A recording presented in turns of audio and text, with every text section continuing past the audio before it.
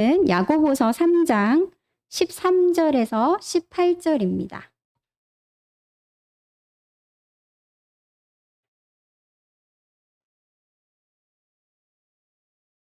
오늘 함께 보실 말씀은 야고보서 3장 13절에서 18절 말씀입니다. 신약 성경 373페이지입니다. 야고보서 3장 13절에서 18절 말씀을 한 절씩 교독하도록 하겠습니다. 너희 중에 지혜와 총명이 있는 자가 누구냐? 그는 선행으로 말미암아 지혜의 온유함으로 그 행함을 보일지니라.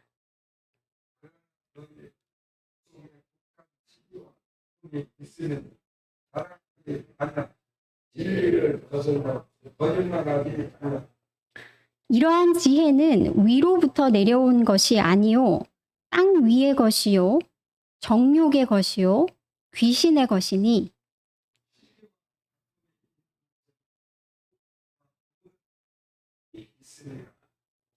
오직 위로부터 난 지혜는 첫째 성결하고 다음에 화평하고 관용하고 양순하며 긍휼과 선한 열매가 가득하고 편견과 거짓이 없나니 화평하게 하는 자들은 화평으로 심어 의의 열매를 거두느니라. 아멘. 오늘 말씀 속에 오늘 말씀 시작 부분에 13절에 보시면 지혜 있고 총명하다라는 한 사람이 등장합니다. 지혜 있고 총명한 사람. 오늘 문맥을 잘 살펴보면요. 이 사람은 단순히 그냥 하나님을 알고 믿는 성도 정도가 아니라 믿음이 좋아서 성도들을 가리키기까지 하는 위치에 있는 사람이다라고 여겨집니다. 아주 신실한 성도입니다. 더군다나 이 성도는 열심이 있는 사람입니다. 열정이 있어서 열심으로 신앙생활을 하는 사람입니다. 근데 여러분 오늘 본문 속에서 이 사람이 행한 것이 무엇이다라고 야고보가 얘기하냐면 14절 맨 끝에 보면 진리를 거슬러 거짓말한다라고 얘기합니다. 이 거짓말하다라는 이 단어가요. 사실은 가짜인데 진짜인 척하다라는 뜻을 가지고 있는 단어입니다. 여러분 가짜인데 진짜인 척하는 게 뭐가 있을까요? 세상에 짝퉁이 있습니다. 여러분 짝퉁. 가짜인데 루이비통인 척하는 것, 가짜인데 구찌인 척하는 것, 짝퉁이 바로 가짜인데 진짜인 척하는 겁니다. 그죠? 근데 오늘 본문에 이렇게 신실하고 열정이 있는 이 성도가 하는 것이 바로 짝퉁이의 역할을 한다는 겁니다. 가짜인데 진짜인 척 한다라고 얘기하고 있습니다. 이 신실한 성도가, 이 열정이 있는 이 성도가 어쩌다가 이렇게 짝퉁의 삶을 살게 되었을까요? 오늘 본문 속에 14절에 등장하는 이 사람의 마음속에 있는 독한 시기라고 표현된 이 단어, 시기라는 단어가 나오는데요. 이 단어는 사실 열정이라는 뜻을 가지고 있습니다. 열정. 사람의 마음에 있는 열정이 그 정체가 무엇인지를 파악하는 게 쉽지 않습니다, 여러분. 그것이 선한 것인지 악한 것인지 구별하기가 쉽지 않다는 겁니다.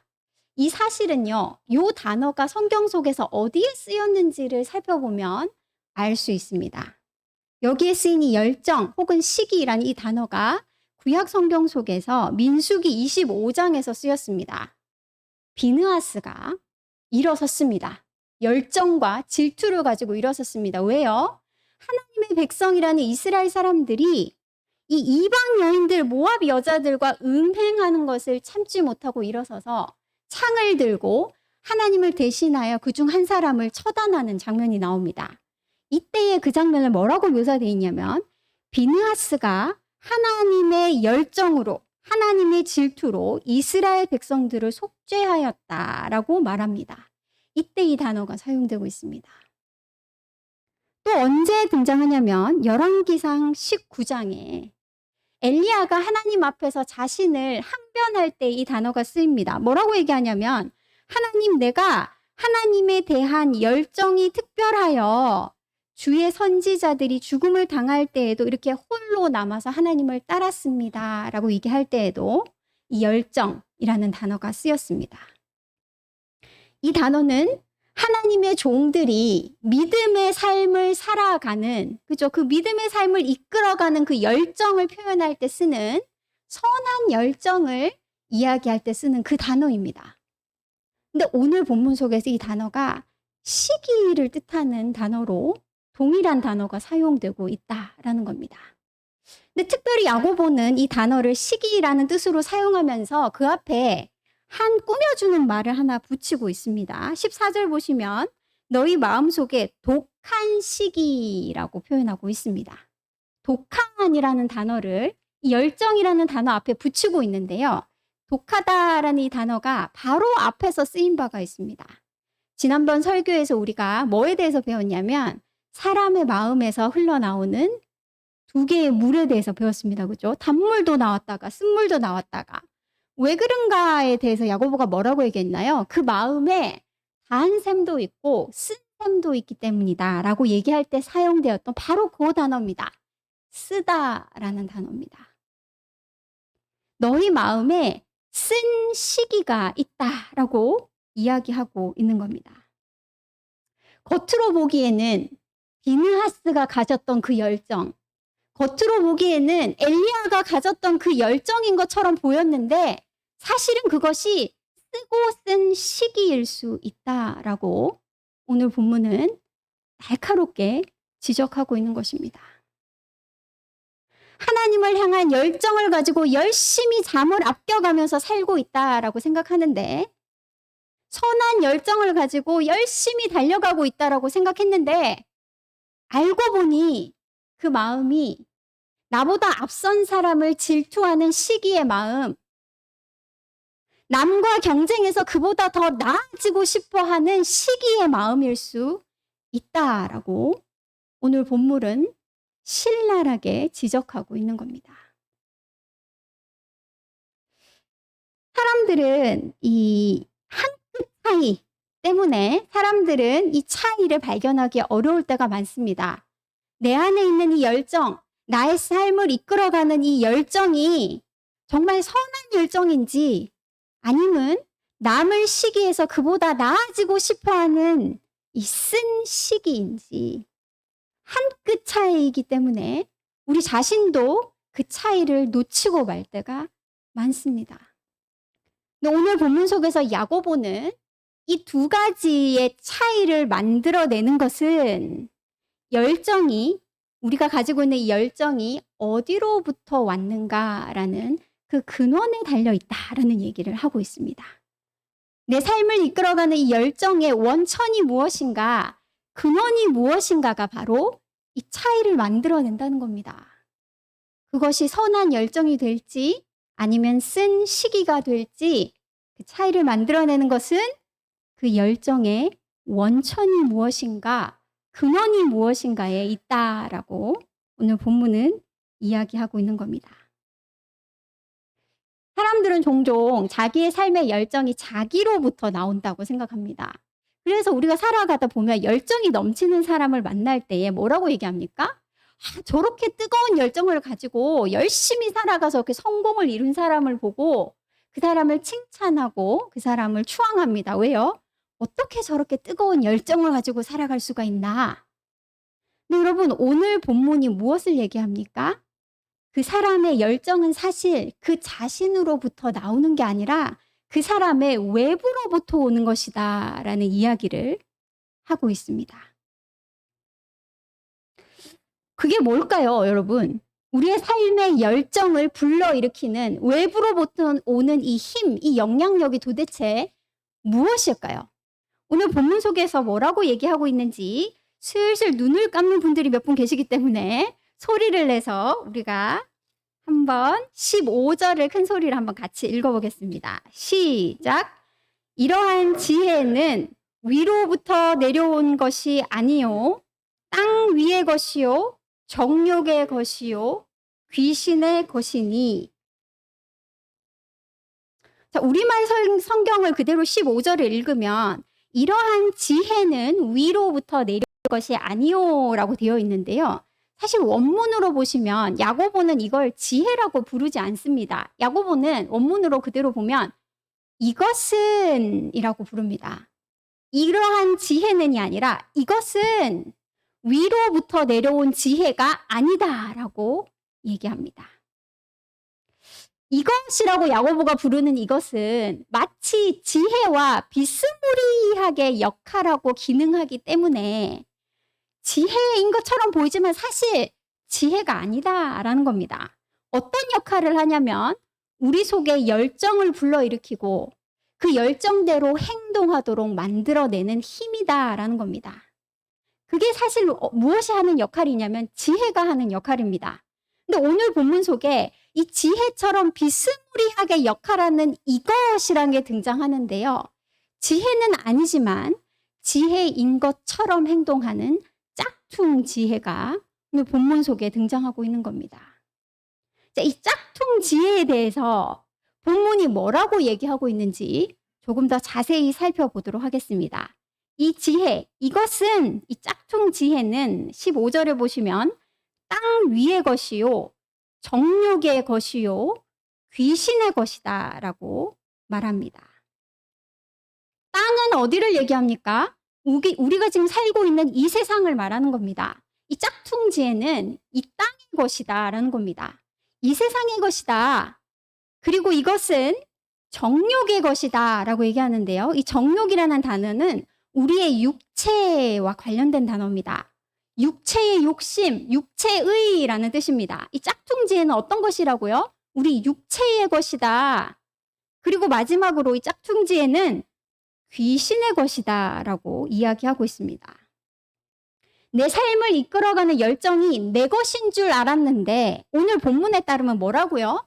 내 삶을 이끌어가는 이 열정의 원천, 근원이 어디에 있다고요? 내 밖에 외부의 영적 세력이 이 세상과 합하여 내 육과 함께 합작하여 만들어낸 것이다 라고 얘기하고 있는 겁니다. 내 열정의 근원이 내 안에 있는 것이 아니라 내 밖에 있는 외부의 영적 세력에 있다라는 얘기를 본문이 하고 있는 겁니다. 귀신이 이 세상과 손잡고 나의 육체를 자극하여서 불러일으키는 것이 내 속의 열정이다라고 얘기하고 있는 겁니다. 그죠? 자, 그런데요, 여러분, 이 짝퉁 지혜의 특징을 우리가 조금 자세히 살펴보기를 원합니다. 첫 번째, 이 특징이 뭐였냐면 땅 것이다 라고 얘기했습니다. 이 짝퉁 지혜는 세상의 것이다 라는 겁니다. 무슨 얘기입니까? 내 삶이 성공적인지 내가 잘 살고 있는지에 대해서 이 세상의 기준을 들이민다는 겁니다. 추석이 곧 다가오고 있습니다, 여러분. 그죠?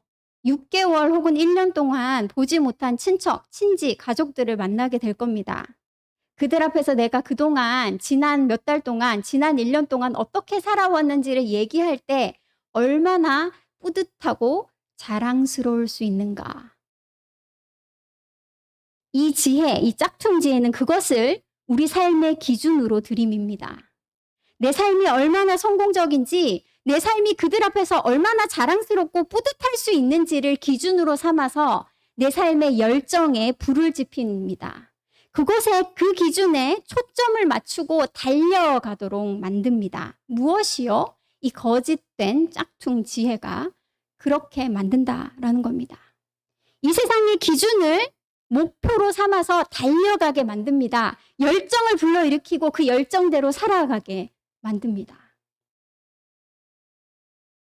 이 거짓된 지혜는 또 어떻다라고 얘기합니까? 두 번째 특징이 뭐였습니까? 정욕의 것이다 라고 얘기합니다. 이 지혜, 거짓된 지혜가 말하는 우리의 삶의 목표가 뭐냐면 육체의 만족을 채우는 것입니다. 육체가 원하는 것이 무엇입니까, 여러분? 자명합니다. 더 크고 좋은 것, 더 번쩍이고 더 폼나는 것, 더 편하고 더 안락한 것. 그것이 네 삶의 목적이다, 목표다라고 이야기하면서 속삭이면서 그것에 내 삶의 모든 초점을 맞추고 달려가게 만듭니다. 무엇이요? 이 거짓된 지혜가 그렇게 만든다는 겁니다. 마지막으로 오늘 본문은 이 거짓된 지혜를 뭐라고 부릅니까? 귀신의 것이야 라고 얘기합니다. 이것은 사탄의 것이다 라는 겁니다. 사람들은 내가 내 삶의 열정과 열심을 가지고 살아간다고 생각하는데 사실은 마귀가 그 영적인 세력이 나를 주장하여서 내 안에 열정을 불러일으키고 내 삶의 목표를 설정하게 만들고 내가 그것을 향해 달려가게 만든다는 겁니다. 무엇이요? 사탄이. 그리고 그 사탄이 이용하는 이 거짓된 지혜가 우리를 그렇게 만들어 간다라는 것입니다. 이렇게 마귀의 지혜, 이 거짓된 지혜의 영향 아래에 무엇이 생겨난다고 우리 마음에 쓴 시기라는 셈이 솟아나게 됩니다. 이런 거짓 짝퉁의 열정이 생겨나게 됩니다. 내가 남보다 더 나았으면, 내가 저 사람보다 좀 더 잘 나갔으면, 아니 저 사람 왜 저렇게 잘 나가는 거야? 시기와 다툼의 마음이라는 쓴 셈을 만들어낸다는 겁니다. 무엇이요? 이 귀신의 지혜가 그렇게 만든다라고 얘기합니다. 오늘 본문에서 뭐라고 얘기하냐면 지난 시간에도 살펴봤지만 여러분 쓴 셈에서 나오는 물은 무슨 물입니까? 쓴 물이 나올 수밖에 없습니다. 셈이 쓰다면 그 쓴 셈에서 나오는 것은 쓴 물입니다. 내 안에 귀신의 지혜, 이 땅의 지혜, 정욕의 지혜의 영향을 받아 쓴 시기라는 셈이 생긴다면 그 속에서 나오는 물은 쓴 물입니다. 오늘 본문 14절 뒷부분을 제가 읽어보겠습니다. 너희 마음속에 독한 시기와 다툼이 있으면 자랑하지 말라. 진리를 거슬러 거짓말하지 말라. 이러한 쓴 셈에서 나오는 것을 오늘 본문은 두 가지다라고 얘기합니다. 첫 번째는 자랑입니다. 나보다 앞서가는 사람을 시기하는 마음, 저 사람보다 내가 더 나아지고 싶은 다툼의 마음에서부터 나오는 것이 무엇이라고요? 자랑의 말입니다. 은연중에 그 사람을 누르고 내가 너보다 낫지 않냐라는 자랑의 말이 나도 모르게 내 입에서 나오게 됩니다. 쓴 시기의 셈에서 나오는 두 번째 쓴 물은 오늘 본문이 무엇이다 라고 얘기합니까? 거짓말이다 라고 얘기합니다. 아까 우리 설교의 시작 부분에서도 이 거짓말이란 단어에 대해서 잠깐 설명을 드렸는데요. 여기에 말하는 거짓말하지 말라라는 요 단어는요. 가짜가 진짜인 척하다라는 뜻을 가진 단어입니다. 나보다 잘 나가는 사람을 시기하고 저 사람보다 더 잘 나갔으면 좋겠다라는 다툼의 마음을 가지고 있을 때에 입에서 나오는 말은 가짜인데도 진짜인 척하는 거짓의 말이 나온다는 겁니다.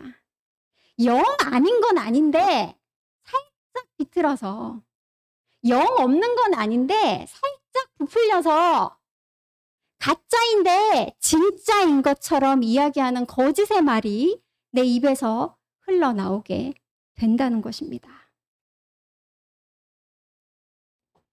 이렇게 오늘 본문 속에서 야고보는 우리의 삶 속에 쓴 셈을 만드는 거짓 지혜, 짝퉁 지혜에 대해서 얘기합니다.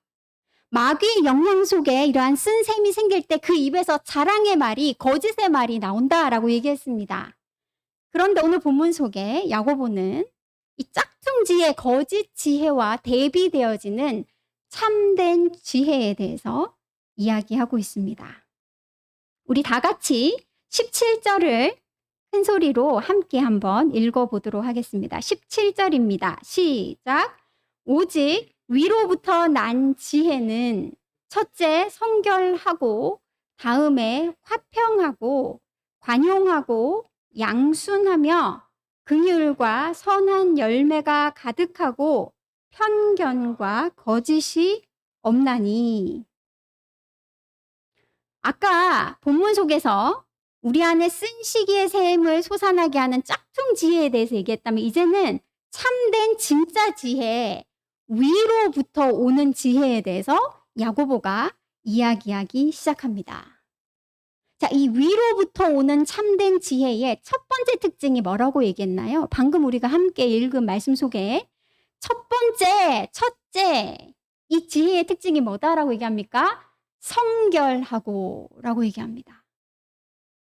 이 성결하다라는 단어가 신약 성경 속에서 쓰인 부분을 한번 살펴보면 디모데전서 5장 22절에서 성결하다라는 단어가 언제 쓰이냐면 죄에 빠지지 않은 상태, 죄에 빠지지 않은 정결함의 상태에 대해서 얘기할 때 쓰이는 단어입니다. 고린도전서 11장 2절에도 이 단어가 사용되는데요. 이때에 바울이 뭐라고 얘기하냐면 자신의 역할이 여러분들 믿는 성도들을 정결한 신부로 주님께 소개시켜 드리는 것, 중매시켜 드리는 것이 내 역할이다라고 얘기할 때에 이 단어 성결하다, 정결하다가 쓰였습니다. 흥미롭게도 오늘 본문에 우리가 지금 본문이 3장 13절에서 18절이잖아요. 근데 4장에 보시면 이 성결하다, 정결하다와 정반대되는 모습, 정결한 신부와 정반대되는 모습이 4장에 등장합니다. 어디에 등장하냐면 4장 4절입니다. 가늠한 여인들아, 세상과 벗된 것이 하나님과 원수됨을 알지 못하느냐. 그런즉 누구든지 세상과 벗이 되고자 하는 자는 스스로 하나님과 원수되는 것이니라. 야고보가 오늘 본문색에 얘기하는 위로부터 온 지혜의 첫 번째 특징, 성결함이다라는 것의 뜻은 이 가늠한 여인들의 반대되어지는 성결하고 정결한 신부의 모습이다라는 뜻입니다. 가늠한 여인들은 누구를 지금 가늠한 여인이라 부릅니까? 4장 4절에서 하나님도 사랑하고 이 세상도 사랑하는 사람. 그래서 마음이 하나님과 세상으로 둘로 나뉘어진 사람. 이 사람을 가늠한 여인이다라고 부릅니다. 그렇다면 위로부터 내려온 지혜의 첫 번째 특징인 성결하다, 정결하다라는 것의 의미는 무엇입니까? 우리의 마음이 더 이상 하나님과 세상으로 둘로 나뉘어지지 않고 하나로 모아져서 한 남편 대신 하나님께 온전히 드려지는 마음이다라는 뜻입니다. 위로부터 우리에게 지혜가 임할 때에 첫 특징이 뭐라고 얘기했습니까? 첫째, 성결하고. 위로부터 지혜가 우리에게 임할 때 첫 번째로 나타나는 현상이 뭐라고요? 우리의 마음이 세상으로 하나님으로 둘러 갈라졌던 마음이 하나로 모여져서 정결하고 성결한 한 마음이 된다라는 얘기를 오늘 본문이 하고 있는 겁니다. 위로부터 임하는 지혜의 첫 번째 특징이 성결이라면 오늘 본문에 다음에라는 표현이 나옵니다. 다음에 두 번째 특징이 뭡니까? 화평하고라고 얘기합니다. 화평하고. 평안하다, 화평하다라는 이 표현은요. 구약 성경에서부터 어떤 상태를 이야기할 때 사용되는 단어냐면 안식의 상태를 설명할 때 항상 등장하는 단어입니다. 안식이 뭡니까? 대적이 모두 다 사라진 상태. 죄와 죄로 인한 저주가 사라지고 하나님의 백성들이 하나님과 함께 거하는 그 상태를 안식의 상태라고 얘기합니다. 그 상태가 어떤 상태라고요? 평안의 상태, 화평의 상태다라는 겁니다. 그래서 여러분 이 두 가지 특징은 뗄래야 뗄 수 없이 연결되어 있는 겁니다. 위로부터 임하는 지혜, 위로부터 성령의 충만함을 받게 되었을 때 우리의 마음이 어떻게 된다고요? 세상으로 대적에게 빼앗겼던 마음이 하나로 모여서 성결하고 정결한 온전한 한 마음이 되고 그럴 때 자연스럽게 따라 나오는 두 번째 특징이 뭐라고요? 하나님의 임재 아래 온전한 평안을 누리게 된다라는 겁니다. 화평하게 된다라는 겁니다. 이것이 우리가 위로부터 지혜를 얻게 될 때에 성령의 충만함을 얻게 될 때에 일어나는 일들입니다. 그 뒤부터 야고보는 이제 따라 나오는 여러 가지 아름다운 열매들을 이야기하기 시작합니다. 관용하고 안대하다라는 겁니다. 너그럽다라는 겁니다. 양순하다, 순응하고 순종한다라는 뜻입니다. 다른 사람의 의견과 뜻에 순응하고 따라줄 수 있게 됩니다. 긍휼이 충만한 사람이 됩니다. 불쌍히 여기고 그를 긍휼히 여기게 됩니다. 선한 열매가 가득하고 편견과 거짓이 없게 됩니다. 이 일이 언제 일어난다라고 얘기합니까? 위로부터 지혜가 임할 때에. 기억하셔야 됩니다, 여러분. 우리 안에는 선한 열정이 한 톨도 없습니다. 우리 안에는 선한 단물이 한 방울도 없습니다. 어떻게 이렇게 선한 일이 이루어질 수 있습니까? 언제 이런 일이 이루어질 수 있습니까? 위로부터 지혜가 임할 때에, 성령의 충만함을 입을 때에야 우리 속에서 정결함이 솟아나고 화평이 솟아나고 선한 열매가 맺어지기 시작합니다. 마지막 오늘 9절, 18절 우리가 함께 살펴보면 좋겠습니다. 18절에서 야고보는 이 위로부터 지혜가 임해서 선한 열매가 맺어지는 과정을 조금 더 구체적으로 18절이 얘기하고 있습니다. 한번 18절도 읽어볼까요? 시작. 화평하게 하는 자들은 화평으로 심어 의의 열매를 거두느니라. 자, 오늘 이 한글로 번역된 성경이 사실은 원문의 내용을 잘 드러내고 있진 않기 때문에 제가 원문을 살려서 번역을 해보면 이렇습니다. 의의 열매가 맺어진다. 이게 주동사입니다. 의의 열매가 맺어진다. 근데 이 의의 열매가 맺어지는 것을 두 가지로 꾸며줍니다. 첫 번째 꾸며주는 말이 뭐냐면 화평 안에서 의의 열매가 맺어진다라는 얘기를 합니다. 두 번째 꾸며주는 말이 하나 더 등장합니다. 화평을 행하는 자들에 의해서라는 말이 또 등장합니다. 자, 그러면 합쳐서 한번 해석해 보겠습니다. 화평 안에서 화평을 행하는 자들에 의해서 의의 열매가 맺어진다라는 뜻입니다. 한번 18절을 우리가 세 가지로 정리를 해본 다음에 오늘 설교를 마무리하면 좋을 것 같습니다. 첫 번째로 의의 열매가 어떻게 맺어진다고요? 화평 안에서. 아까도 저희가 말씀드린 바 있습니다. 우리 안에는 선한 것이 하나도 없습니다. 먼저 일어나야 되는 것이 무엇이라고요?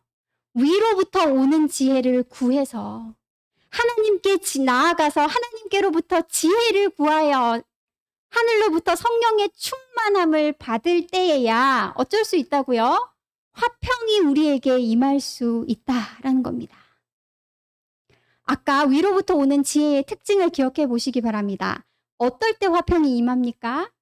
위로부터 지혜가 임할 때 우리의 나누어진 마음이 온전히 하나로 아버지께 모아지게 되고, 그때의 우리 안에 이 세상이 빼앗을 수 없는 그 어떤 시련과 어려움도 뺏을 수 없는 평안이, 화평이 우리 안에 임하게 된다는 겁니다. 그것이 시작점입니다. 내가 애를 쓰고 발버둥 친다고 이루어지는 것이 아닙니다. 위로부터 지혜가 임할 때에, 그리해서 내 안에 화평이 임할 때에, 그것이 첫 번째 단계입니다. 18절을 해석하기 위해 이제 두 번째 초점으로 한번 넘어가 보도록 하겠습니다. 어떻게 의의 열매가 이루어진다라고 두 번째 꾸며주는 말이 무엇이었습니까? 화평을 행하는 자들에 의해서. 우리가 지혜를 구합니다. 하나님께 나아가서 성령의 충만함을 구합니다. 하나님이 내 안에 선한 열정을 부어주십니다.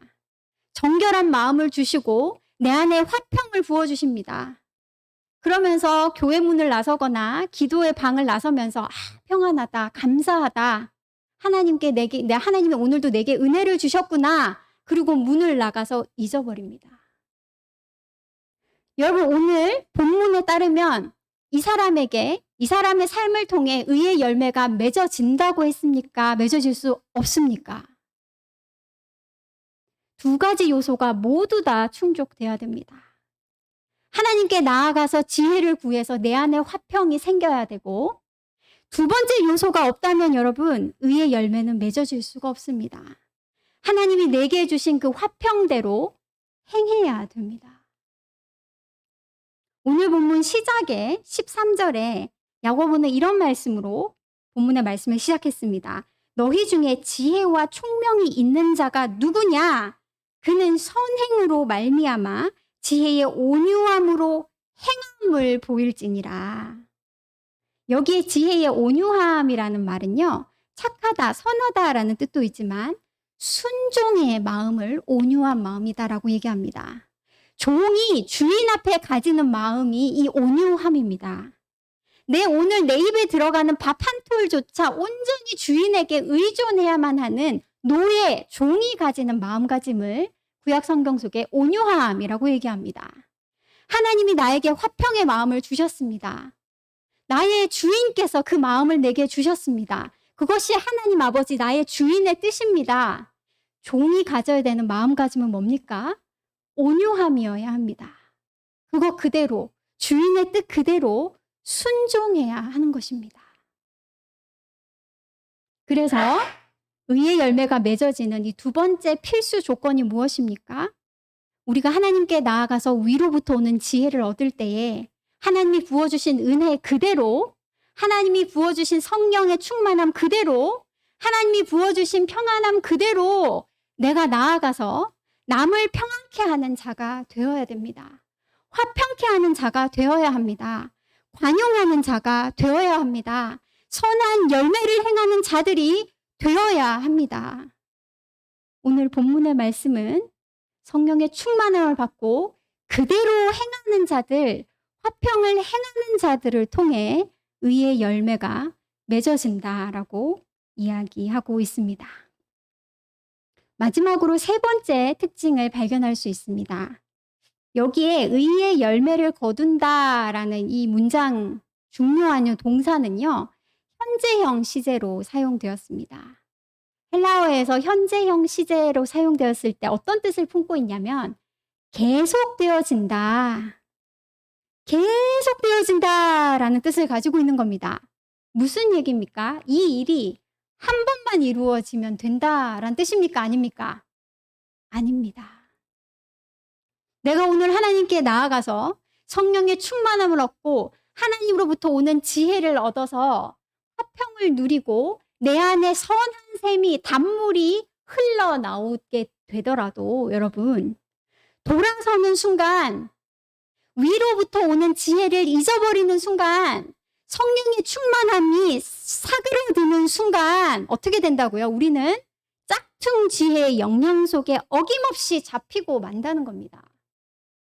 이 거짓 지혜의 영향 아래에 틀림없이 놓이게 되고 만다는 겁니다.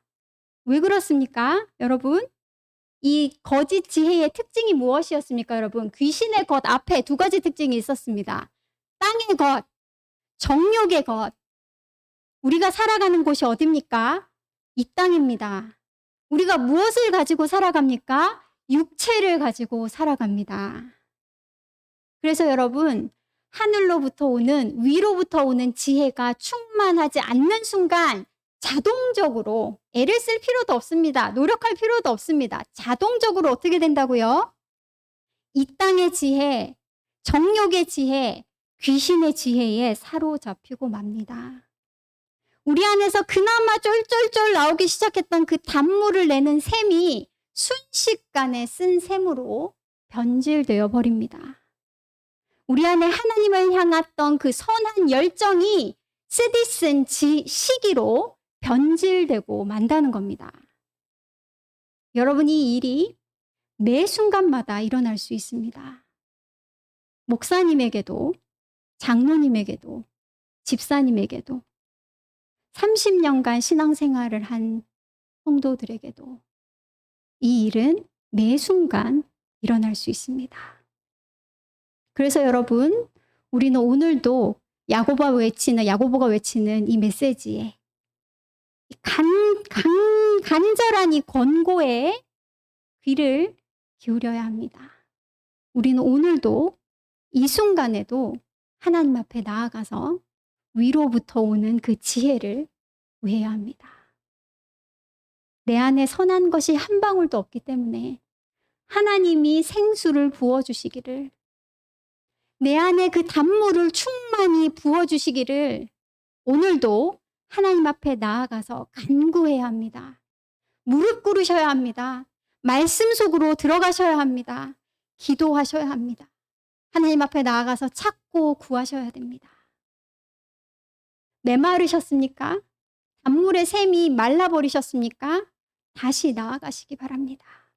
내 속에 성령의 불꽃이 사그라들었습니까? 다시 한번 그 불을 일으키셔야 됩니다.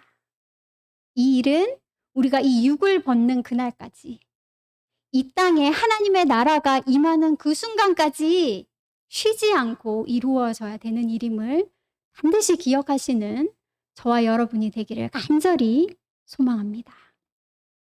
오늘 찬송가 368장 찬